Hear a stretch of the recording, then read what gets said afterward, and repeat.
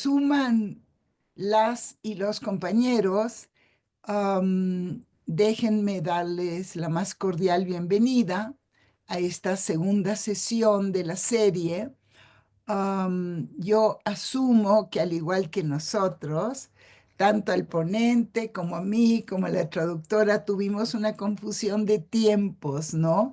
Así que vamos viendo y esperando que los y las colegas se sumen. Pero como los tiempos son bastante escasos, yo quisiera comenzar dándole la bienvenida a Daniel. Tal como dije, esta es la segunda sesión de una serie y creo que la posibilidad de hilar en clave de continuidad, de convergencias y divergencias a nivel nacional y a nivel regional y global nos permiten tener una mirada incluyente, amplia, sobre un tema tan complejo. Daniel va a hablar hoy sobre el antisemitismo, en Argentina, ese es su foco. También su foco y su expertise se ha centrado en el siglo XX y nosotros cometimos el error de anunciarlo como siglo XXI, pero tal vez por la expectativa de que su profundo análisis permite arrojar ciertos lineamientos, ciertas dudas hacia el XXI. Daniel es profesor titular interino en la Universidad Nacional de General Sarmiento y también es profesor asociado regular e investigador principal del CONICET. Está también en una alta categoría del programa de incentivos a docentes. Él es doctor en historia, doctorado en historia lo obtuvo en la Universidad Nacional de La Plata, con una tesis sobre nacionalismo y antisemitismo en la Argentina de 1919 a 1945, representaciones, discursos y prácticas. Y, y también tiene un máster en ciencias sociales, eh, una importante producción de libros, artículos científicos, capítulos. Quisiera destacar dos que competen directamente a nuestro tema, aunque su horizonte de análisis y estudio es más amplio y cubre como un historiador político y social la realidad de la región. Uno de sus libros es El nacionalismo de derecho en la Argentina, desde sus orígenes hasta Tacuara. Tal vez lo que señalan hoy, Daniel, es que vamos a esperar tu próximo libro centrado en el siglo XXI. Lamentablemente va a tener relevancia inesperada. Y también un libro sobre nacionalismo y antisemitismo en la Argentina. Eh, con esta brevísima presentación, yo quiero darle la palabra y la bienvenida a Daniel, así como a muchos de las y los colegas que nos acompañan hoy y que han investigado el tema y que están con nosotros, y me place darles la bienvenida. Por favor, Daniel, adelante. Bueno, hola, buenos días o buenas tardes. Eh, bueno, espero que me estén escuchando bien. Creo que sí. Veo signos de afirmación. Bien. Eh, bueno, muchas gracias, Judith, por la invitación y veo unos colegas y amigos.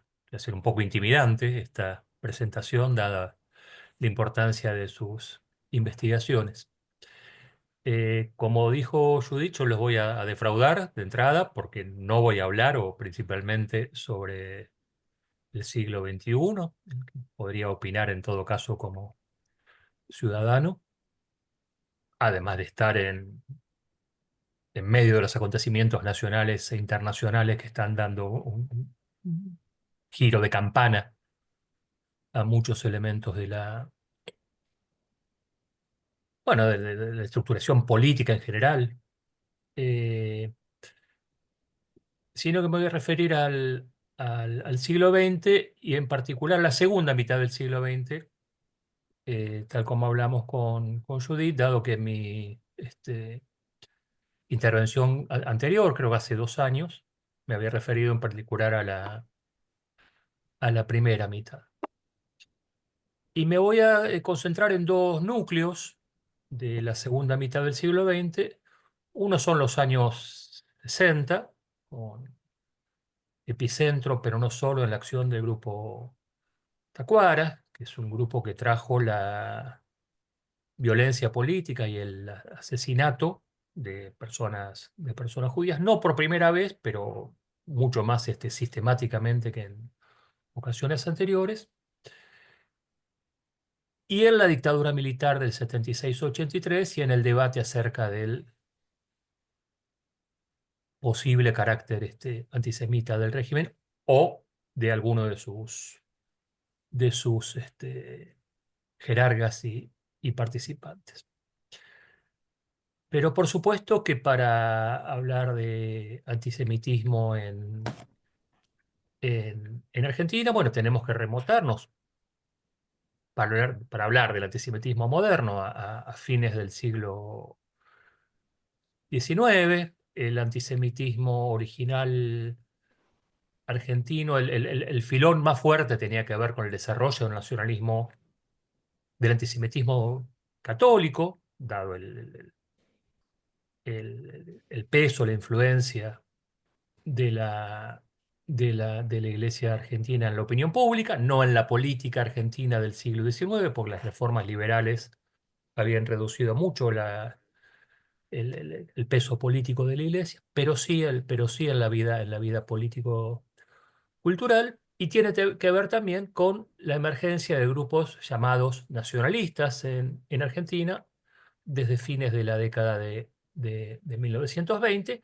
Son dos fenómenos ampliamente transnacionalizados, el del catolicismo y el del este, nacionalismo, que pese a su nombre, es un fenómeno transnacional con origen probablemente, es una larga discusión, pero probablemente con origen en la acción francesa. De hecho, hay algunos libros clásicos del antisemitismo que se inspiran en la France Juive de, de Drummond.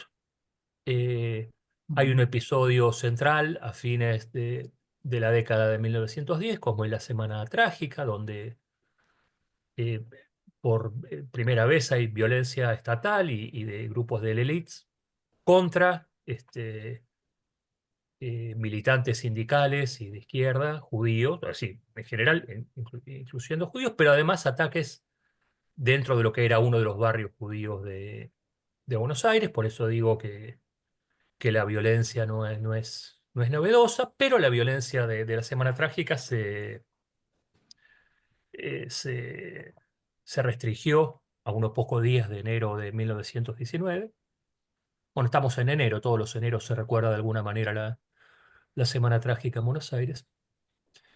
Y podemos decir que que el antisemitismo también incidió en la decisión de los gobiernos conservadores de los años 30 de limitar la inmigración judía a la Argentina, en particular la de refugiados alemanes, bueno, como ha estudiado en su libro ya clásico Leonardo Seckman, de limitar la inmigración judía. Por supuesto, Argentina no fue el único país en hacer eso, eso era la regla, no la excepción, ¿no? La excepción eran los países que en aquel momento aceptaban a refugiados judíos. Y por supuesto, en los años 30, como en buena parte del mundo, hay un auge de movimientos de extrema derecha, los llamados nacionalistas, digamos, en la era del fascismo, para la mayoría de los cuales el antisemitismo, digamos, propio o derivado de la financiación alemana de las publicaciones, constituía un elemento central. Estos grupos no eran grupos mayoritarios en la vida política argentina, pero tampoco eran insignificantes. Tuvieron su impacto. Entonces, uno podría decir que la historia del antisemitismo en Argentina se puede leer en serie con la historia del antisemitismo en Occidente, eh, en estos primeros años del siglo XX o desde fines del siglo XIX, comenzando con un antisemitismo sin judíos y pasando luego a un antisemitismo donde hay presencia efectiva de judíos, de un antisemitismo más fantasmático a un antisemitismo que tiene referencias efectivas en tal actor judío o tal banquero judío o tal empresario judío o tal dirigente comunista judío, ¿no? Una segunda estación muy importante es el golpe de Estado de 1943, el segundo golpe de Estado de la historia moderna argentina. Eh, el golpe de Estado de 1943 ha sido caracterizado como el intento de instaurar un régimen nacional católico, ¿no? A imagen del franquismo o el salazarismo. De hecho, hay una represión política muy, muy fuerte, eh, que abarca al movimiento obrero, a buena parte de la izquierda, a los partidos liberales. Hay una gran cantidad también de judíos encarcelados, pero básicamente por ser militantes socialistas o comunistas. Se cierran periódicos. Pero hay algunos elementos de política estatal diferenciales respecto a otros golpes de Estado anteriores. El primero es que se instaura en un país en que la tradición liberal, laica, era muy importante desde fines del siglo XIX, se instaura la educación católica religiosa en las escuelas públicas, obligatoria. Podían optar los estudiantes judíos o ateos por no asistir o asistir a otras actividades, pero instauraba un principio de diferenciación en un esquema general donde el liberalismo bien entendido había conducido, digamos, una empresa educativa muy exitosa en términos de la calificación educativa, profesional de las personas, en términos de integración social y cultural, de este melting pot que era Argentina, pero esto instaura una diferenciación fundamental. Pero además hay otro elemento que es muy importante que ocurre en la provincia de Entre Ríos. La provincia de Entre Ríos es una provincia que está en lo que llamamos la Mesopotamia argentina, en el límite con Uruguay, y es una de las provincias con una más amplia colonización agrícola judía.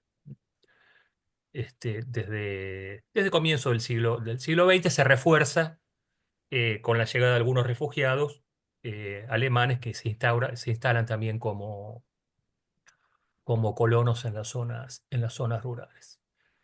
Eh, en el seno del golpe de 1943 ocurre probablemente la manifestación de antisemitismo estatal abierto más importante que hubo en Argentina. El gobernador de Entre Ríos, una provincia con una minoría judía importante, prohíbe el funcionamiento de las organizaciones judías y cierra, de hecho, las instituciones judías y expulsa de la provincia a los empleados públicos, de su empleo en la provincia, a los empleados públicos y a los maestros judíos. Eh, en el marco, por supuesto, de otras medidas, como por ejemplo cerrar los principales periódicos, eh, de la prensa comercial, me refiero. Esto trae un revuelo muy importante, por supuesto. De hecho, el gobierno federal, que como dije es de inspiración nacionalista católica en su momento, interviene en la provincia, hay una intervención federal a la provincia para terminar con esta experiencia. Pero es probablemente la experiencia más sistemática, abierta, sin vergüenza, digamos, de antisemitismo estatal. Y la tercera estación necesaria es la estación del peronismo. Eh, el, el peronismo es un fenómeno múltiple, complejo, eh, muy largo, bueno, sigue existiendo como expresión política el peronismo, nacido en 1945, y nacido también, Perón había formado parte de este golpe militar del 43. Perdonen los argentinos presentes las obviedades de algunas explicaciones, pero bueno. Este, eh, y de hecho Perón se convierte en el hombre fuerte de este régimen que va a medida que avanza la Segunda Guerra Mundial en Europa. Es un régimen que eh, va a expulsar a los elementos más abiertamente eh, fascistas, y el propio Perón fue fundamental en este ablandamiento, digamos, del régimen. Eh, entonces, el peronismo que nace eh, eh, en estos años tiene una fuerte imagen de, de antisemitismo, pero como han mostrado muchos autores, ¿no? El propio Leonardo Seigman, recientemente Karen Rein y demás, la mirada es mucho más compleja. En primer lugar, pues se trató de un populismo en el sentido latinoamericano del término, que, entre otras definiciones, los populismos latinoamericanos no son máquinas políticas de expulsar, sino son máquinas políticas de integrar. Entonces, en este proceso de integración, hay una integración también de una parte del mundo judío argentino. Entonces vamos a encontrar que va a haber sindicalistas judíos muy importantes como Ángel Perelman, que se integran al, al peronismo. Va a haber ministros no judíos, pero casados con personas judías. Hay una puertas abiertas de manera informal a sobrevivientes judíos de la Shoah. La Fundación Eva Perón va a colaborar con Israel en sus primeros años, aunque Argentina no vota a favor, se abstiene en esa, en aquella votación del 47.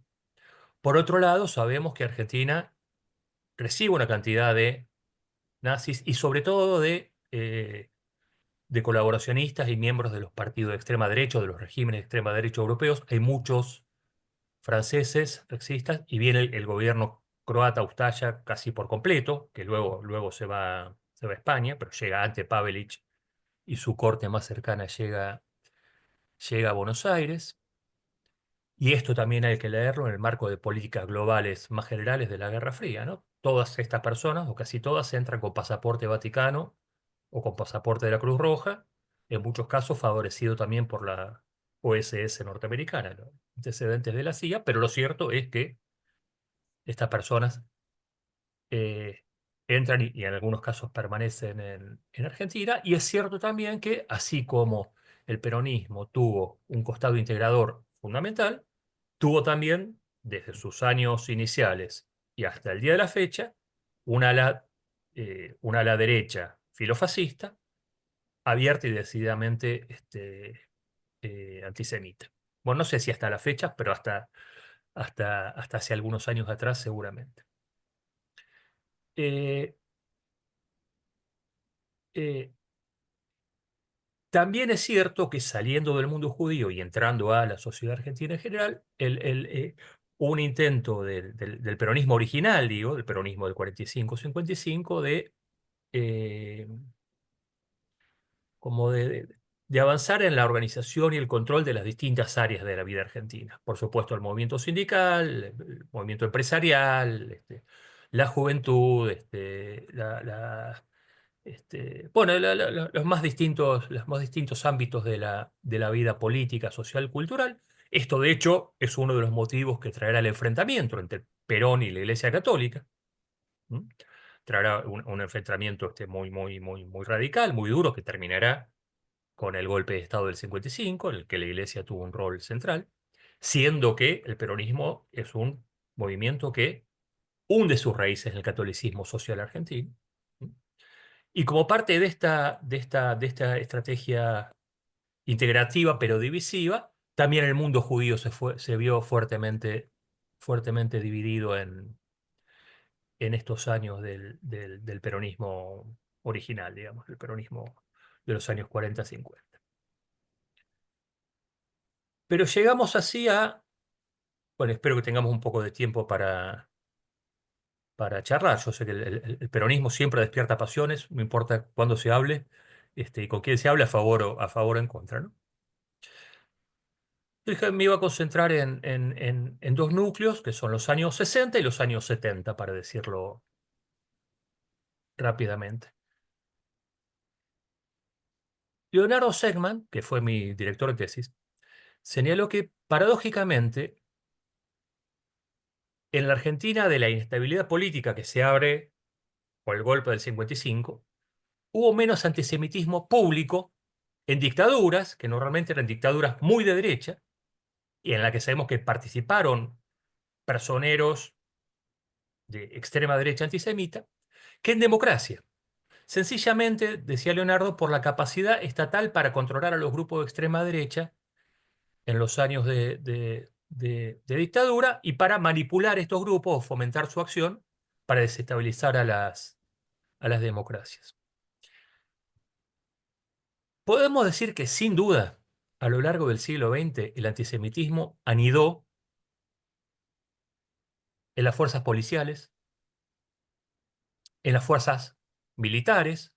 En general era parte de una estructura ideológica que incluía antiliberalismo, antiizquierdismo, oposición a la democracia en general, y en la Iglesia. Pero, por supuesto, la Iglesia católica, tras la Segunda Guerra Mundial y tras el Concilio Vaticano II, tuvo cambios drásticos que, entre otros aspectos, modificaron también fuertemente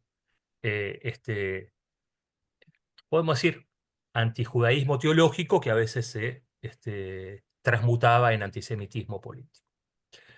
Pero podemos decir que en los años 60 argentinos, hay un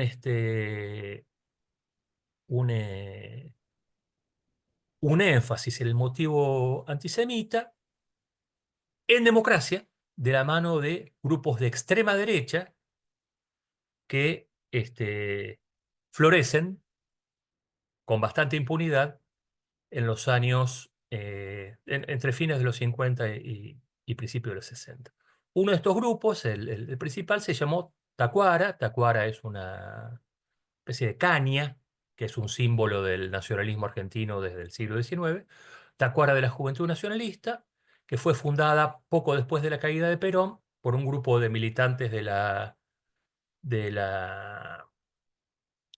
Unión Nacionalista de Estudiantes Secundarios, eh, y luego modificó su nombre por el movimiento nacionalista Tacuara. Estaba formado al principio por jóvenes de las familias de la élite que se educaban en colegios católicos.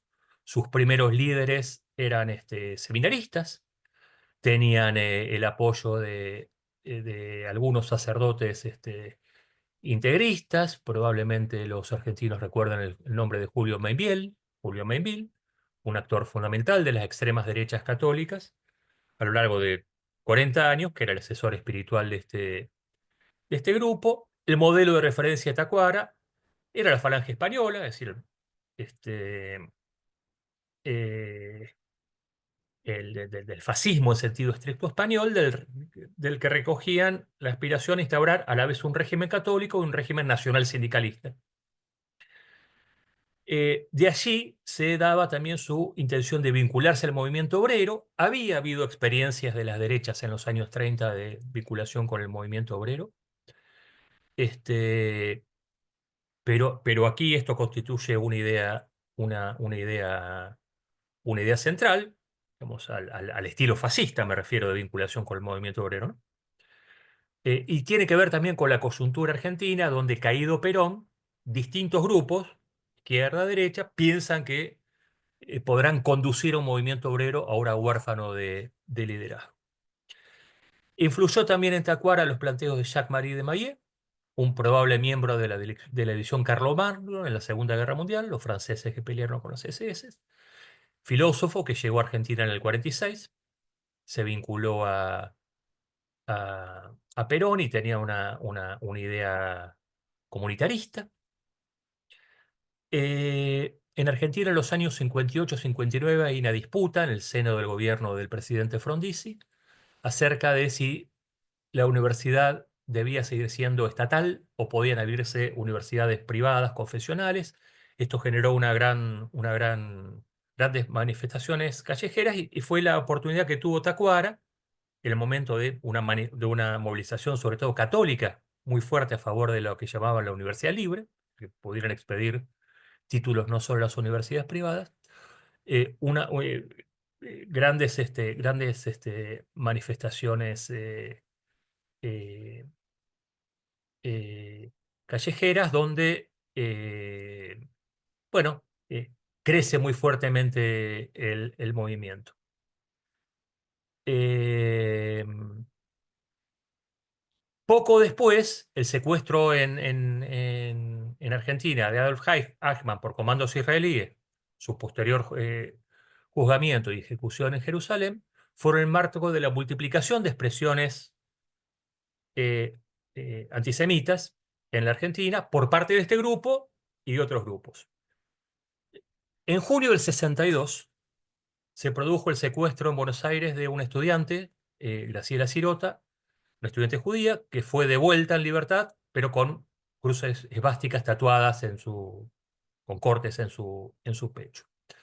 El movimiento nacionalista Tacuara publicó un folleto titulado El caso Cirota del problema judío en la Argentina, donde Tacuara este, decía, bueno, los tópicos clásicos del nacionalismo antisemita, planteaba que habían hecho un estudio científico del problema judío, mostraban el carácter de la relación directa entre comunismo, judaísmo, capitalismo y antiperonismo, de la responsabilidad judía en la crisis económica de Argentina. Estos tópicos, uno les cambia los nombres y las geografías y los van a encontrar en todo discurso antisemita. Tacuara se divide más adelante entre un movimiento que se va a definir como revolucionario, antiimperialista, el movimiento revolucionario de Tacuara, que terminaría muchos de sus integrantes en las guerrillas peronistas o marxistas de los años 70 y un movimiento eh, que continúa claramente definido en la derecha. Participan junto a la derecha peronista de tiroteos, ataques hay un enfrentamiento en la ciudad de Rosario que deja varios muertos, también muertos de Tacuara, y al día siguiente hay un asesinato de un militante de izquierda, judío, Raúl Alterman, en Buenos Aires, donde en en la, este, en las acusaciones se lo acusa, por supuesto, por izquierdista y por judío. Entonces nos encontramos con un grupo orgánicamente antisemita, eh, capaz de generar violencia, y cuando digo violencia ya no me refiero solo a, no sé, tirar bombas de alquitrán contra una pared, como ocurría en los años 30, sino de secuestros y asesinatos, eligiendo entre... solo doy los casos más relevantes, ¿no? Hubo muchísimos enfrentamientos y violencia callejera por parte de Tacuara. Renan Rein acaba de sacar un libro sobre las este, autodefensas judías en aquellos años. Pero entonces, en los años 60 encontramos movimientos como Tacuara, no era el único, pero sí el más importante, de relativa importancia, que gozaron de una enorme impunidad, y esto es también una característica argentina. eh, Sin duda, el gobierno de Frondizi, o luego más adelante el gobierno de Elía, personas liberales, progresistas, no querían que estos grupos actuaran libremente y no tuvieran castigo, pero el peso de las tradiciones a las que hice referencia en la policía y en la justicia hacía que la impunidad para estos grupos fuera total. También en estos años avanzamos un poquito más, la Guerra de los 6 días, fue muy importante acción de Hussein Triki, el representante de la Liga Árabe en Buenos Aires, para la difusión de antisemitismo. Y digo antisemitismo, porque ni siquiera era central en este discurso, digamos, el combate contra Israel o contra alguna de sus políticas, sino que van a continuar con una postura más antisemita clásica, digo, a a la de los años 30 o a la expresada por Tacuara. Heidi, ¿voy bien o hablo muy rápido? Voy bien, bien. Y el último punto que quería presentar en esta presentación es la última dictadura militar, la dictadura del 76 al 83.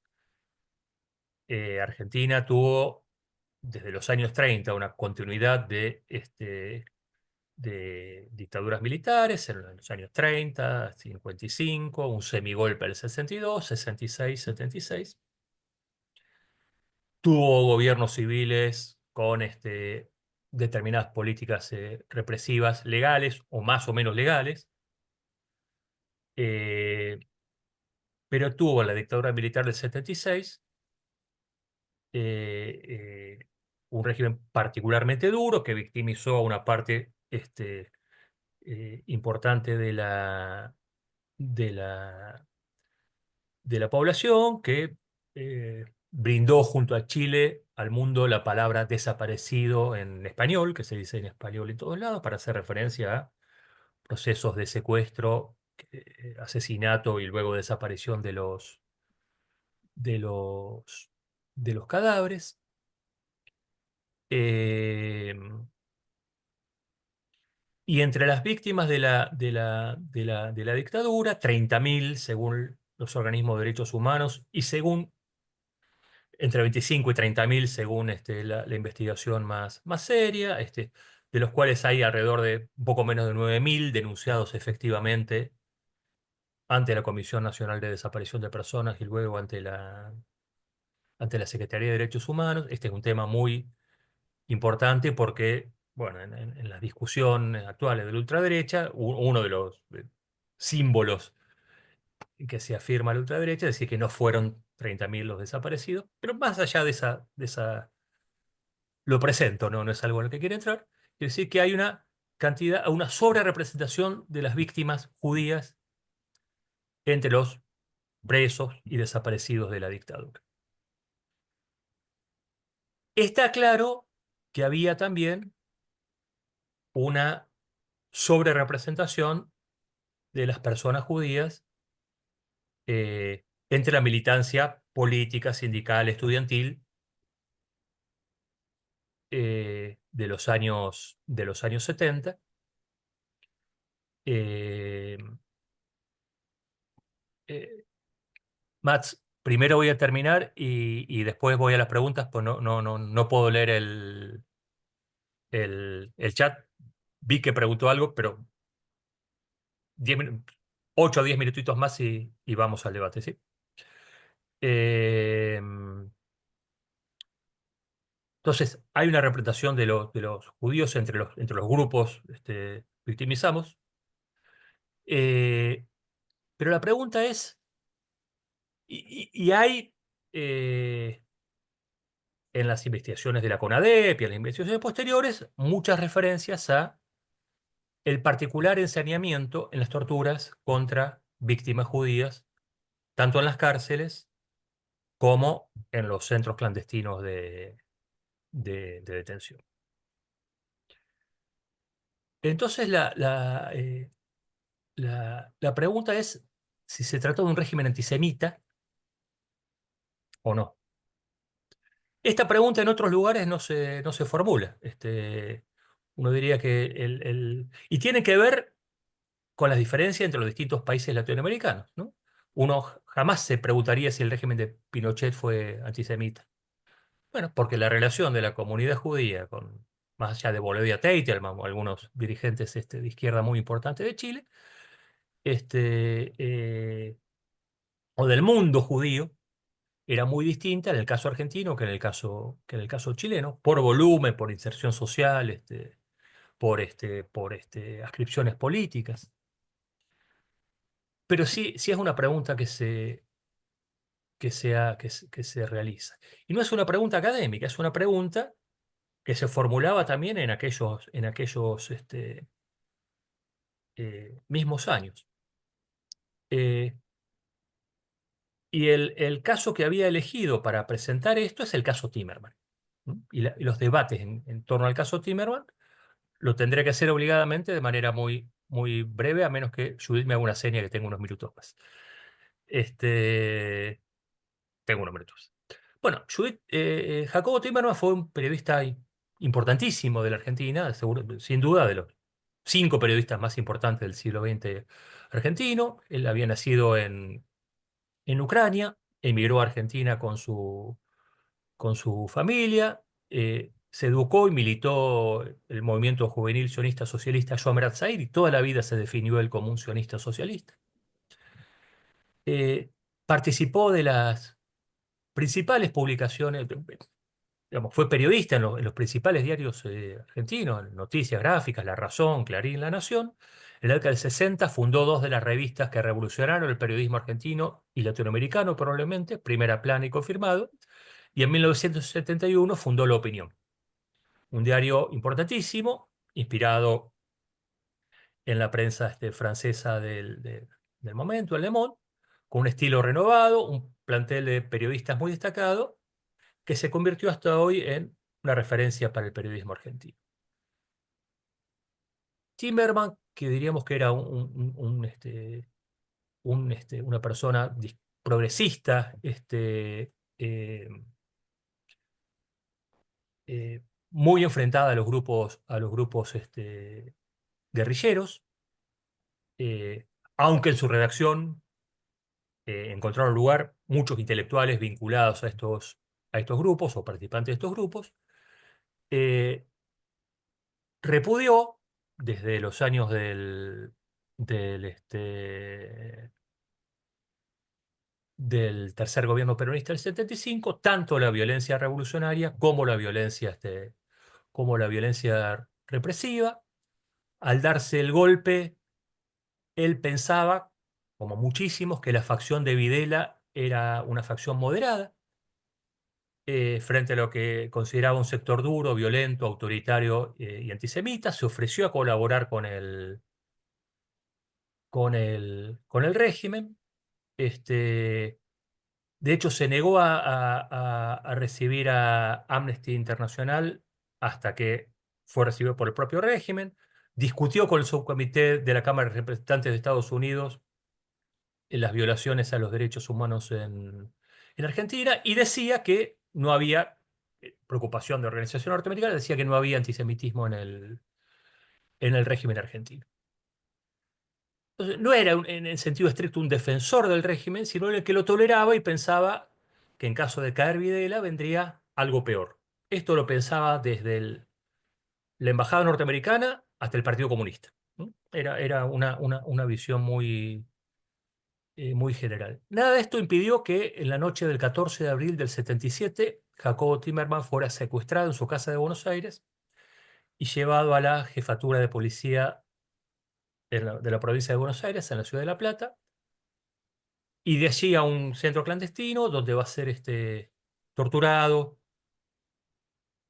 Y en los interrogatorios se le preguntaba sobre su relación con la guerrilla y sobre los atributos de la demonología antisemita. Entonces le preguntaban, por ejemplo, sobre el plan Andinia, un supuesto plan denunciado en los 60, por los cuales Israel se quedaría con la Patagonia. Entonces no faltaba demonología antisemita allí. Eh, Tras algunos días en la clandestinidad, es, como decimos en Argentina, blanqueado, pasa a ser un prisionero legal. El delito que se le imputa a Tiberman es su asociación con el banquero David Driver, que era un banquero muy importante que administraba parte de los recursos de la organización Montoneros. Eh, y en efecto, Driver había sido uno de los socios capitalistas de la opinión, este, según decía Timerman y su socio Rottenberg, antes que Driver negociara con Montoneros. Eh,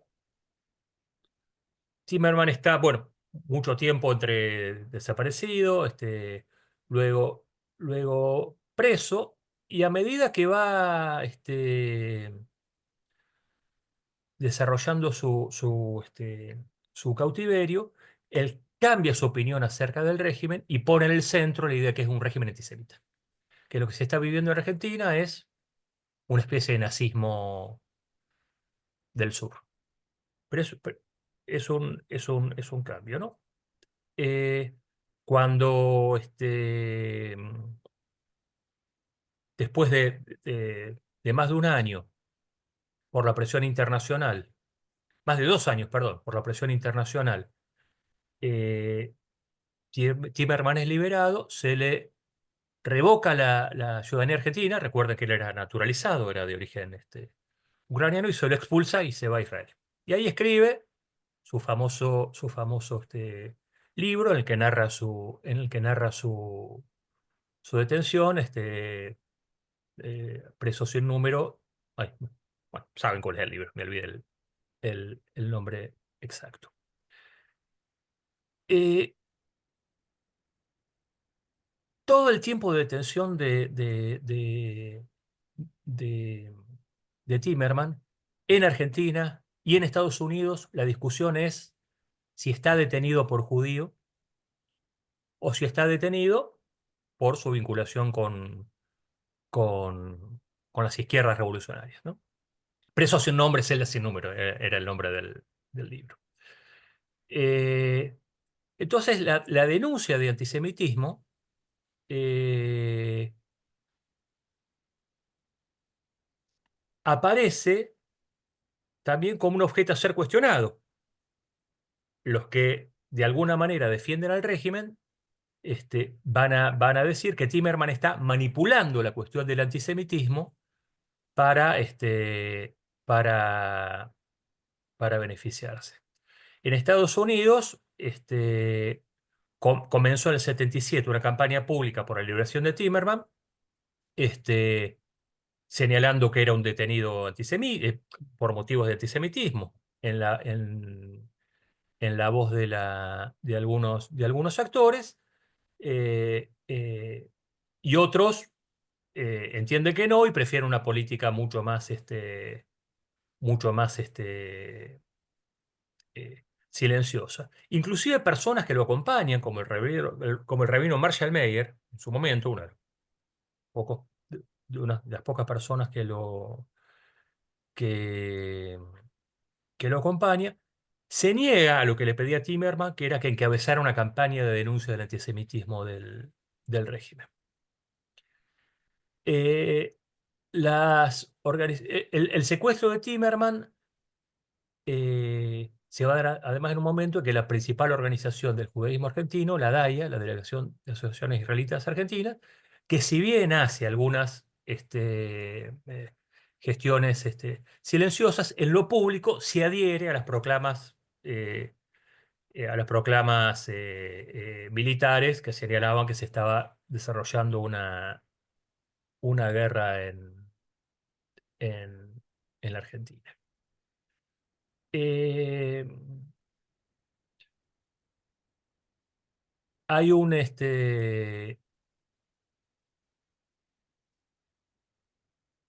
hay una, hay un periodista del que quiero leer una breve síntesis. Se llamaba Nisim El Nekabe, un diario del mundo judío llamado La Luz, que sostendría que en la opinión trabajaron destacados miembros de las organizaciones político-militares Montoneros, ERP y FARC. Y en relación al reclamo de Timerman de resultar una víctima del antisemitismo, decía: lo cierto es que Timerman se salvó porque es judío. Si en este caso hubo antisemitismo, esto obró exactamente al revés, es decir, benefició al inculpado. Y esta misma discusión se dio también en el mundo intelectual judío norteamericano, donde había sectores que entendían que se trataba de un régimen antisemita al que había que denunciar también, por lo tanto, y había sectores que entendían, bueno, que era un régimen que estaba dando una guerra más o menos justa, más allá de los de consideraciones menores sobre los métodos, y que en todo caso la desaparición, la prisión de Timerman no tenía que ver en absoluto con el antisemitismo, sino con otros motivos. Esta discusión se da también ya en los años 80, ¿no? Con el ascenso cultural del conservadurismo, que terminaría o acompañaría el ascenso de Reagan a la presidencia norteamericana. Entonces, este caso nos muestra la complejidad de responder esta pregunta. ¿Se trató de un régimen abiertamente antisemita? No, claramente no. Este, Se trató de un régimen que soportó, toleró, admitió que en sus mazmorras se desarrollaran políticas específicamente antisemitas. Sí. ¿Tenía menos chance de sobrevivir un judío que un no judío en Argentina? Me refiero a un desaparecido, un preso. Sí, tenía menos chances. ¿Alguien fue específicamente preso, desaparecido por ser judío? Difícilmente lo admitiría.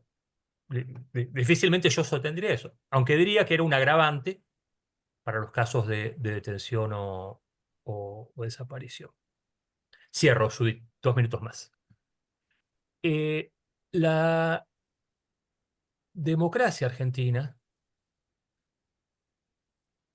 del 83, por las lecciones heredadas de la dictadura, propiciaría también un cambio cultural. Ahí lo veo a Tony Morant, que en alguna manera parecido a lo que ocurrió en la España de la transición, ¿no?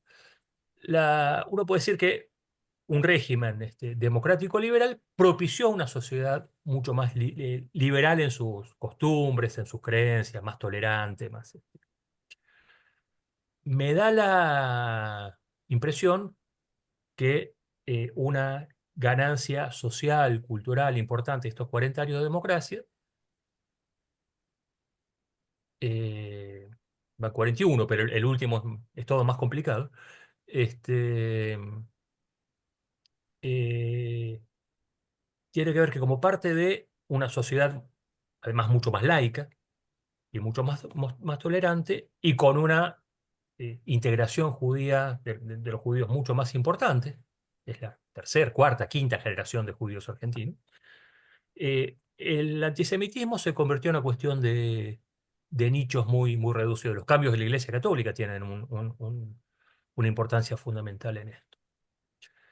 Por lo que los dos grandes atentados de fines del siglo pasado, la bomba en la Embajada de Israel y la bomba en la AMIA, todavía hay un enorme debate acerca de quiénes fueron los autores intelectuales y materiales, aunque no hay duda de que hubo un acompañamiento de sectores de origen militar y policial que acompañaron los dispositivos explosivos. Sin ellos es imposible pensar esta práctica.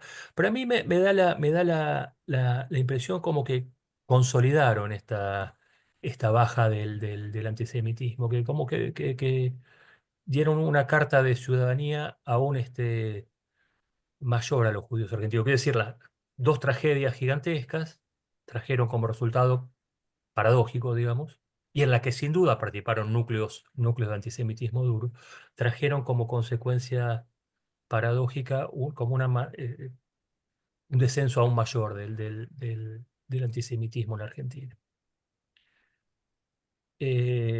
Bueno, iba a decir algo del presente, no, prometí que iba a hablar del siglo XX, así que llego hasta aquí, y si me obligan, algo hablamos. Bueno, gracias, gracias Daniel. Estamos realmente con esta restricción de tiempo. Obviamente concedí que continuaras para concluir y marcar, creo yo, las diferencias y las convergencias dentro de estos dos grandes periodos que tomaste. Yo creo que abriría sin más, nuestro diálogo puede luego continuar a las preguntas, observaciones que quisieran hacerse.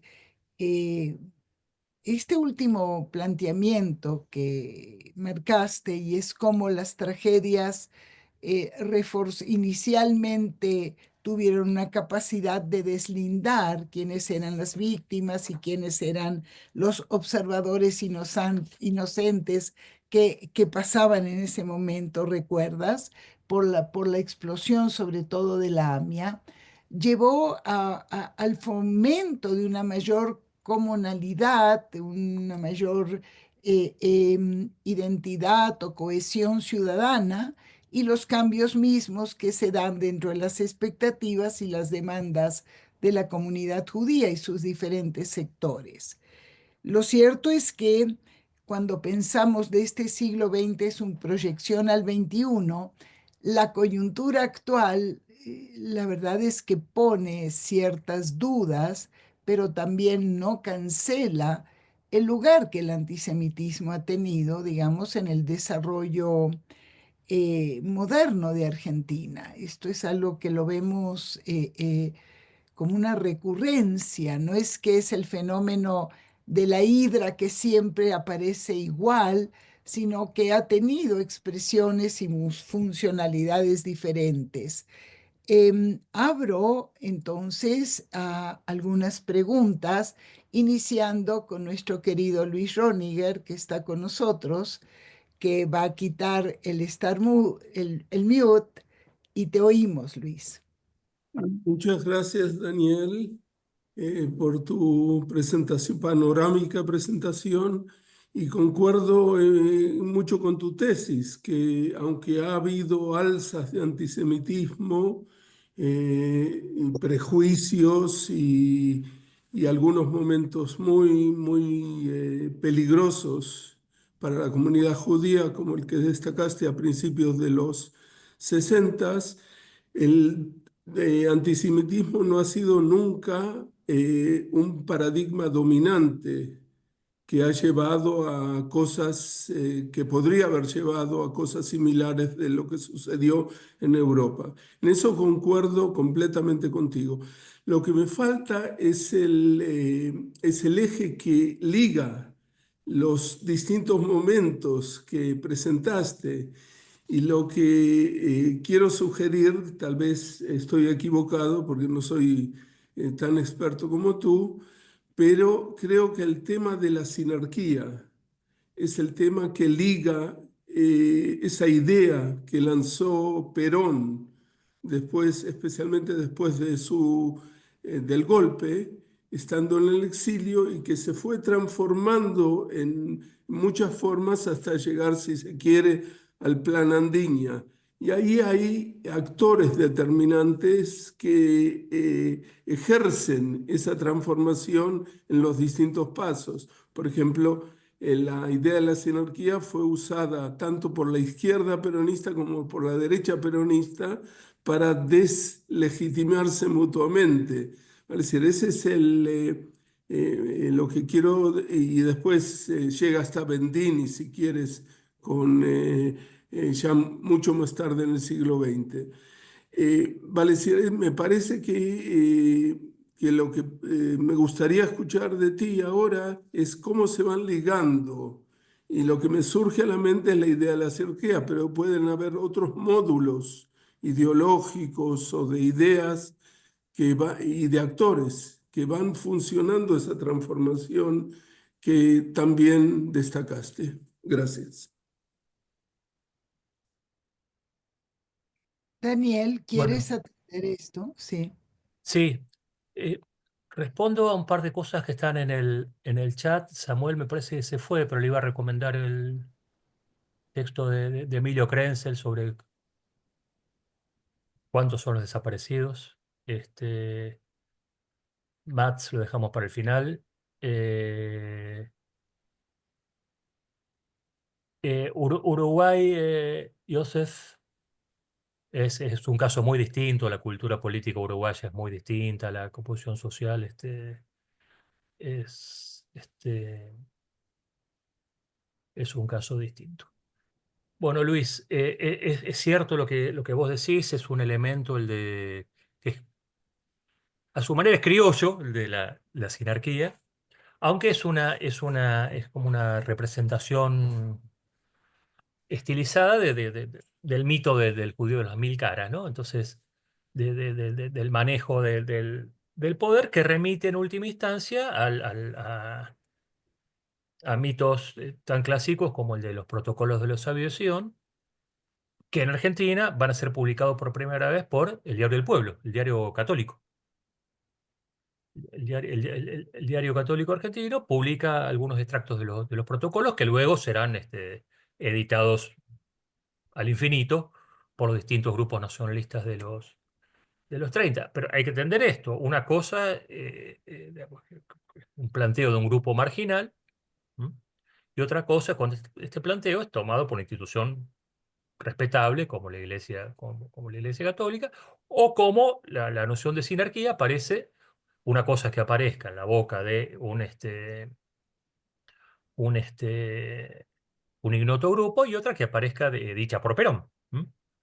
Este, pero el problema de Perón es que Perón decía muchas cosas y el principio de no contradicción no era no era su fuerte. Eso podía inspirar las más, las más distintas lecturas, pero es cierto que la noción de sinarquía no fue enunciada una sola vez por Perón, sino muchas. Yo creo que hubo una apropiación sobre todo más más orgánica, digamos, de las derechas peronistas, aunque es cierto que también lo hicieron las izquierdas. Pero yo creo que el nudo no pasa por ahí.